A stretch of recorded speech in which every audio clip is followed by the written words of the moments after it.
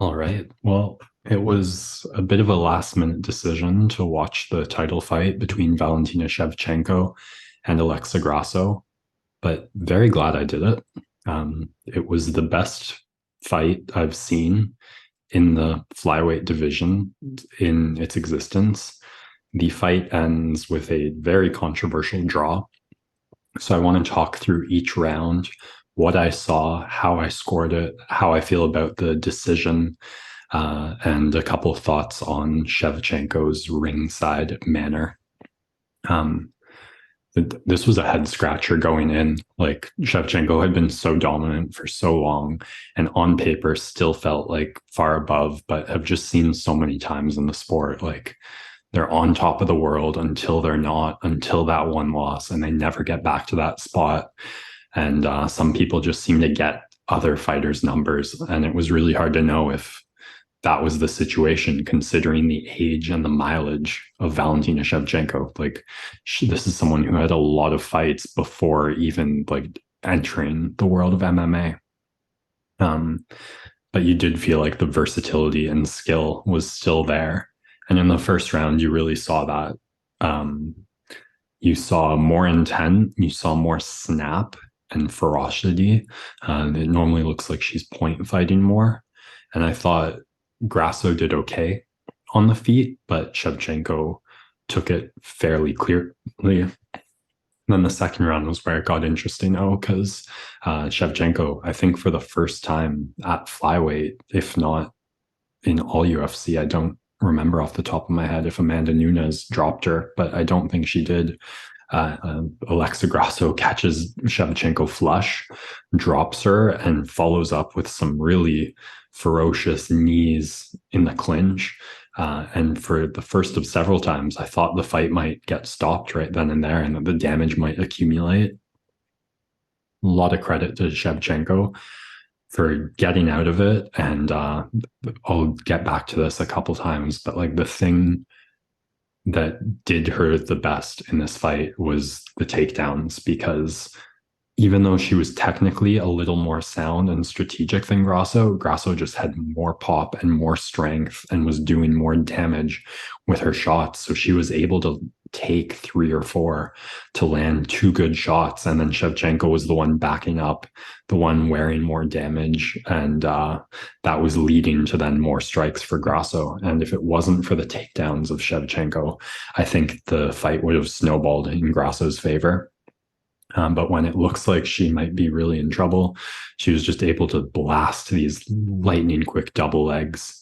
And sometimes Grasso got up well, but in this case, in the second round, she didn't. I thought Shevchenko did nothing with the control time, no damage, no submissions, getting close to finish. So I still scored the round pretty comfortably for Grasso, 1-1. I think that's pretty uncontroversial. Third round, Shevchenko's best, most dominant round. She gets a takedown very early, does a beautiful transition to a full mount guillotine, spends a lot of time working on it. And you could tell she was so furious that she had got submitted in her last fight. And she really wanted that submission back. So she went hard for the guillotine, did a really good job switching into that full mount to get it. Wasn't able to get a great camera angle on it and see what was really going on and how close it was. Grasso didn't seem too panicked about it, so I genuinely don't know how close it was. But Shevchenko, after losing that, was able to get a body lock. She really wanted that rear naked choke again. You could tell she just wanted to even the score and do the same thing. She didn't get too close to it. So of duration, she like controlled almost the entire round. She had that one guillotine that looked like possibly that could lead to a fight ending sequence. So an easiest round of the fight to score for Shevchenko. I don't know how dominant it was. I want to circle back to the 10-8 question later on. The fourth round, the toughest round to score for me.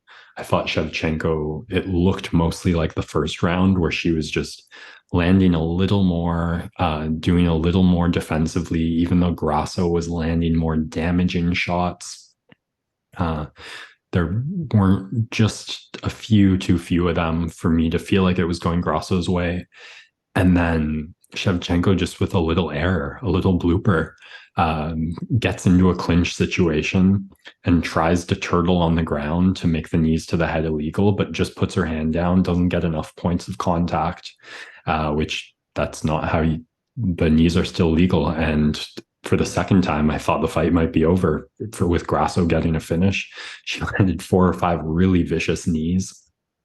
And Shevchenko looked stunned, wobbled, and then Grasso, with like the lowest IQ moment of the fight, goes for a takedown and just tries to force a submission and gets quickly reversed with Shevchenko ending up on top. Those knees, the Shevchenko doesn't do anything with the top control. Grasso scrambled up pretty quickly. I don't want to, I'm saying Shevchenko was winning on the feet, but not decisively, not clearly. It wasn't just the knees. Like Grasso was landing her shots. They were harder shots. So it was like maybe 55-45 Shevchenko before those knees. So for me, that gave the round 4 to Grasso. Like those were by far the most damaging shots of the round. So I had it 2-2 going into that 5th. And then pause. Shevchenko's sister, last thing she says before walking out of the cage going into the 5th round: be smart, no mistakes, no errors. Val comes out, 3.5 minutes of what she did for most of the 4th, what she did for the 1st. It was really interesting. They were talking about the poise of Shevchenko and the experience, but she had never been in a fight like this. So she had never been in a 5-round fight where she was getting damaged. She was having moments, but she wasn't clearly and decisively winning the fight. And they were talking about how like that was something Grasso hadn't really experienced. And that showed too. Like she looked flat, she looked done. She didn't look like she knew what to do or like had it in her to really push early in that 5th. But I thought Shevchenko looked lost and like out of her depth a little as well. Which is why, like I said at the start, I think this was the best fight I've seen at flyweight. Like just they pushed each other in a way that we haven't seen Shevchenko pushed at flyweight. It felt like she was winning that 5th round pretty comfortably. That would have given it to her 3-2 in my book. And then, like I said, she wanted that submission back so badly. Oh, she goes for a head and arm throw, which is a reversible takedown attempt if your opponent is on top of their shit. And Grasso does a great job ducking out of it, switching the leverage, getting on top. And then this is why I said I think Shevchenko was also out of her depth, out of her comfort zone. It was a silly thing to try. And even sillier for me is she just shelled. And Grasso started throwing. And for the 3rd time of the fight, I thought Grasso was about to win by stoppage. And this was the closest because Shevchenko was not defending herself. She was just shelled. And I felt like if Grasso had kept throwing, the fight would have got stopped. But again, I think a low IQ fight movement for Grasso.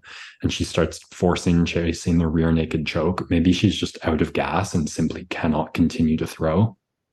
But and Shevchenko just purely goes into defense, answers the phone with both hands. So she just like puts her arms like this and makes it basically impossible. Just like you'll see them do it with one arm often, but I rarely see a fighter put both arms and just tries to survive the round. It was such like damage and much like 90 seconds of dominance for Grasso that it felt like pretty comfortable to give to Grasso. So I had it 3-2 Grasso. I was thinking maybe you could give a 10-8 to Shevchenko for the 3rd round, just because it was like 4 minutes of control and she had that guillotine. The decision comes, it's a draw. One judge gives it 3-2 Grasso, 1-3-2 Shevchenko, and one Mike Bell gives it 47-47 to make it a split draw with the 5th round and that 90 seconds of like dominance and potential fight ending, justifying a 10-8 on his scorecard. We're almost out of time here. So the things I want to touch on is I'm not mad at the draw. I felt like this was an even fight where Shevchenko was better for longer, but Grasso consistently did more damage and hurt her more. And those two balance out where I feel there's no clear winner. I thought like the indignation DC had at like someone deserves to win. Like, no, when two fighters are incredibly close and like the decision matters so much, like someone doesn't always deserve to lose when it's that close and there's just a hair's breadth. Like this is something we're making up. Um, like the only time a fighter deserves to win is a dominant decision or a stoppage. And second, oh my goodness, Valentina Shevchenko is the least gracious loser I have seen in the sport in a long time. In the ring, she says, "Well, it was Mexican night. It's too bad this fight happened on Mexicans' Independence Day, or I wouldn't have been robbed." The last fight, she like didn't accept the loss properly. This one, she didn't either. I think it's a real mental block for her, and it makes me think she's on her way out because it sounded like she thought she lost none of the rounds, which is just so arrogant. And yeah, a awesome fight. I'm firmly Team Grasso by the end of it, and we'll see for a trilogy. That's about all the time we got for this pod. Thank you, everyone, for listening. Sports Next Door signing out.